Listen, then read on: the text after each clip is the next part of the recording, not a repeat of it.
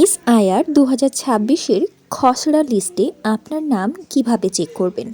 তো এই স্লাইডে দেওয়া ওয়েবসাইটে গিয়ে প্রথমে ক্লিক করতে হবে। তারপরে আপনাদের সামনে এমন একটা পেজ খুলে যাবে যেখানে আপনি আপনার এপিক নম্বর, স্টেট এবং ক্যাপচা কোড দিয়ে আপনার নাম আপনি চেক করে নিতে পারবেন। তো প্রথমে আমাদের করতে হবে কি, এই বাম সাইডে দেওয়া এই বক্সে আমাদের এপিক নম্বরটা বসাতে হবে।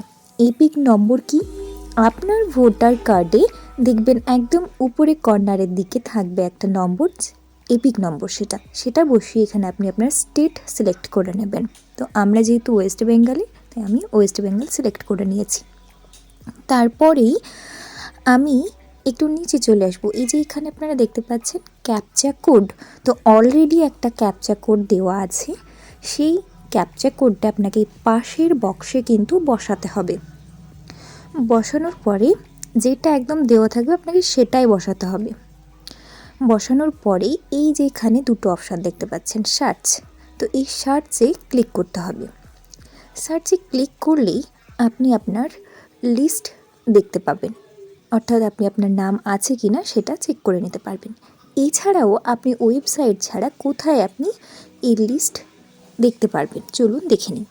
তো এই ওয়েবসাইট ছাড়াও কিন্তু আপনি বুথ লেভেল অফিসার বা বিএলও এর কাছে আপনি আপনার ভোটার নামের লিস্ট চেক করতে পারবেন। এছাড়াও সিইও ওয়েস্ট বেঙ্গলের যে অফিসিয়াল ওয়েবসাইট, সেখান থেকেও কিন্তু আপনি আপনার নাম বা ভোটার লিস্ট চেক করতে পারবেন। এবার যদি আপনার ভোটার লিস্টে নাম না থাকে তাহলে আপনি কি করবেন? তাহলে আপনাকে নতুনভাবে ফর্ম পূরণ করতে হবে, অর্থাৎ বিএলওর কাছে আবেদন করতে হবে। এছাড়াও আপনি তাদের অফিসিয়াল ওয়েবসাইট থেকেও আবেদন করতে পারবেন। তো আজকের ভিডিও এখানে শেষ করছি। এবার যদি কারো ভোটার লিস্টের নাম না থাকে তাহলে অযথা টেনশন করে নিজের শরীর খারাপ করবেন না, টেনশন করবেন না। আপনারা নতুনভাবে অ্যাপ্লাই করবেন। সকলে ভালো থাকুন, সকলের শুভকামনা করে এখানে আজ শেষ করছি। ধন্যবাদ।